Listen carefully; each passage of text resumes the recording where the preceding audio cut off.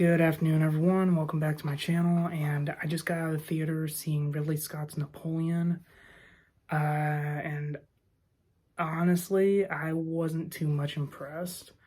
Now, I'm gonna say right now, though, I'm not a history buff. I haven't read that much about the history of Napoleon Bonaparte. So this isn't me doing a critique about like if this was historically accurate or not, even though like I know I've heard some people criticize the historical accuracy of this film, but but I am going to talk about like just the movie itself.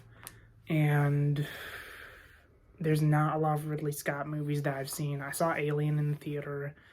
I saw parts of his movie Gladiator, which I don't know if this was just an off day for me, but when I saw it on Netflix, I just couldn't get through it. So maybe one day I'll go back to it. And those were the only Ridley Scott movies that I remember watching. I'm pretty sure there's probably been more. They've just slipped my mind, but anyway, like I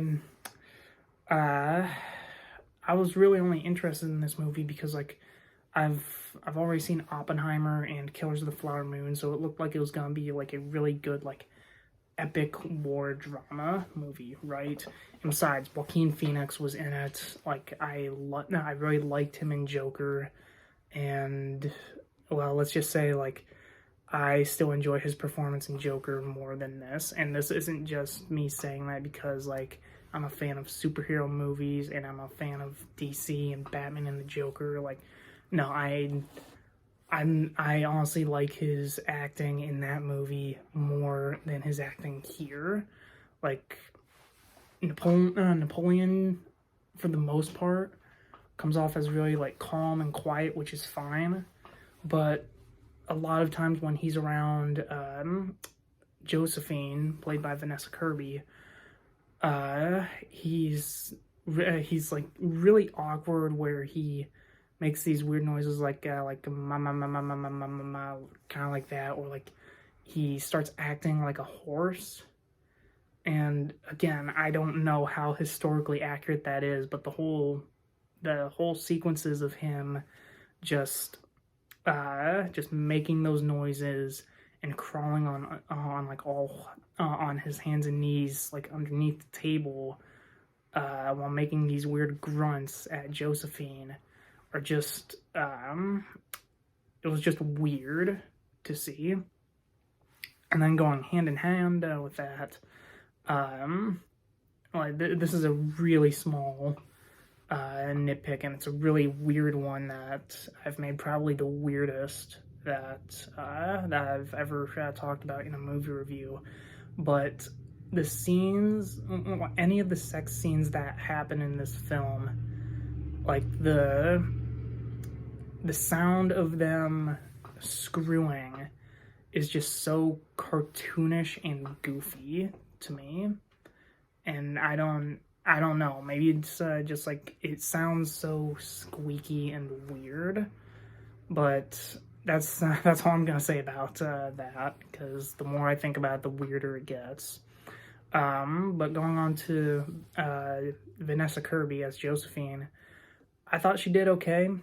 I mean, I've only seen her in a handful of films, such as the Mission Impossible movies. I thought she was great there. Here,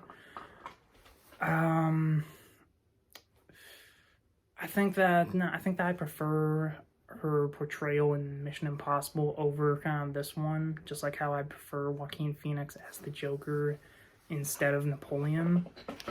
And that's not exactly saying that like I disliked her performance in this movie. It's just like there's not much that I can really talk about, which is kind of funny because this film focuses so much on the relationship between Napoleon and Josephine, and personally, I think that that's a misstep. Because once again, I'm not talking about the historical accuracy of this film because I have not researched Napoleon a lot. However, I do think that um, that if Ridley Scott wanted to make a movie about Napoleon and Josephine, he should have just done that. Or if he wanted to just make a movie about Napoleon and like his exploits, like from when he was like a younger man and fighting in battles, to becoming a general, to eventually like initiating a coup and taking over France, all the way to all of his battles and exile, return, and then his eventual defeat. Um, like he should have just done one or the other, because like out of like all the 3+ hour movies that I've seen this year, such as Oppenheimer and Killers of the Flower Moon, this is the one movie that I think like definitely should have like had a longer runtime. And that's not saying that like the previous two that I mentioned should have been shorter. Like I think that they earned their runtimes in their own ways. But for this movie, which is only like 2 hours and 45 minutes long, this one actually could have benefited from being like even longer than Killers of the Flower Moon. And even then, I don't think that that they could have done it justice, because of like everything that Napoleon did. Like there's an ending card that talks about how he was in like 61 battles, and it details like all of the men that he basically got killed in just the cumulative wars that he fought. And honestly, I think this movie could have been better if it was just split up as like a really long miniseries. Like take for instance like The Morning Show, which is also a property of Apple. Like that, each season of that show is 10 episodes long, and each episode is at least an hour long. So that's 10 hours. And after everything that Napoleon did, like, I mean, just those 61 battles alone, like they could have easily filled that up into a 10-hour series, maybe even longer, because like in here, basically they basically like rush through everything that happens in Napoleon's career. Like they like those scenes in the trailers, like of him conquering Egypt, that's only 5 minutes long. The whole part about him like initiating the coup and like taking the throne, crowning himself, crowning Josephine, only 5 minutes long. Like really, the only kind of scenes that I think were given a decent amount of time were, well, comparatively, that is, were the Battle of Austerlitz, which I think was the whole selling point of the movie, to show Napoleon's genius of like shooting cannons into a lake of ice to basically drown his opponents, and then the final battle of Waterloo. But everything else is just rushed to hell. Like his whole meeting Josephine, which, speaking of, like, I don't remember seeing any of Josephine's kids after that one sequence of meeting her, and that's it. But anyway, so meeting Josephine and like going off to Egypt, him invading Moscow and Russia, and then having to retreat, which they don't even show that on screen. Like it just shows him riding his horse through like the snow-covered grounds, and then it cuts to him going like abdicating from the throne, and then his whole exile is is literally just one scene of him just sitting on a rock, and that's it. And I'm not meaning on spoiling this, but I mean it's history. Like you can look up Napoleon's entire life. But my point is that like basically his entire life is just like speed run in this movie, and like it just puzzles me that, for one, it's not even 3 hours long, because this is a movie that definitely will benefit from it, but also like, as I've said before, maybe this will benefit better as being an entire miniseries, maybe even like multi-season series, because like, I mean, hell, I mean, I've heard of times where TV shows have like premiered their episodes in movie theaters. I mean, they you could probably expand on that and have like all 10 episodes like premiere, say, at midnight or whatever, like at movie theaters, and then release them onto streaming like a day later. Or but maybe I'm just thinking of, I don't know, maybe that's a bad idea or whatever, but like, you guys get my point, that like, that this movie definitely will have benefited as being a mini series of at least 10 episodes, possibly even longer, because of just everything that he did. Like, maybe 10 hours wouldn't even be able to do it all justice, just because of all the battles he fought, and like showing his genius, which I don't exactly consider this a spoiler, but like, in the aftermath of the Battle of Waterloo, Napoleon basically breaks down his genius and tactics by saying like, oh well, it's just simple geography of knowing where to put cannons. And I personally feel like there probably will have been more to that, but that's just me.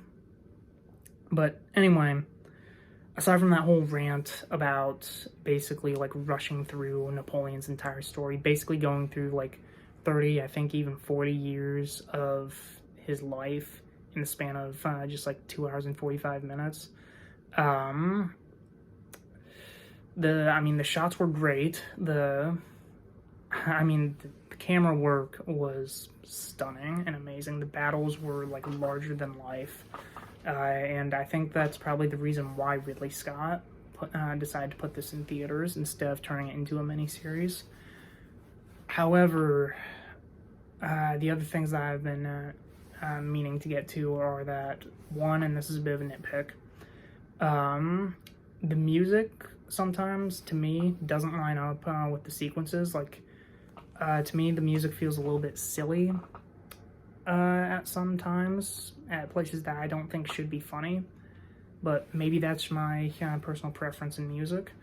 And the other big one is that the colors just feel too subdued or muted. Like, you got the French army and Napoleon constantly wearing these different uniforms that are, I'm pretty sure, we're supposed to be like very vibrant in color. And not only him, but you also have the British army and like the Austrians and the Russians, and like the colors just feel like too constrained, I guess you could call it, if I'm using that word correctly.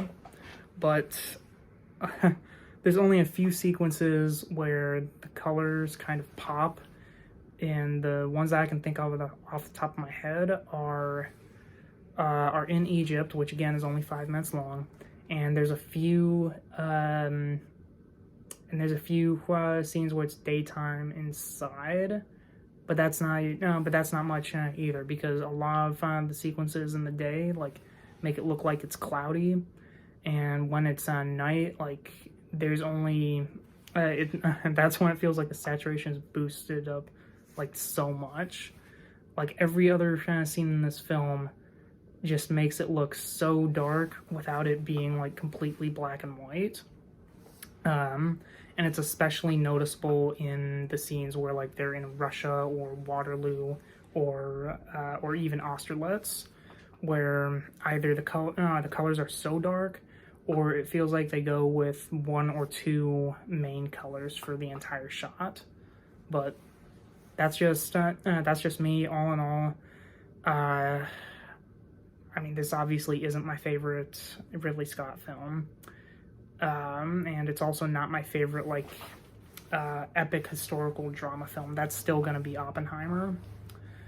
But this movie was okay. As someone who does not read a lot of history, and certainly not history about Napoleon Bonaparte, it was okay, but I am probably not going to rewatch this for a long while. But that's it for this review, and I'll see you guys in another one. Bye, everyone.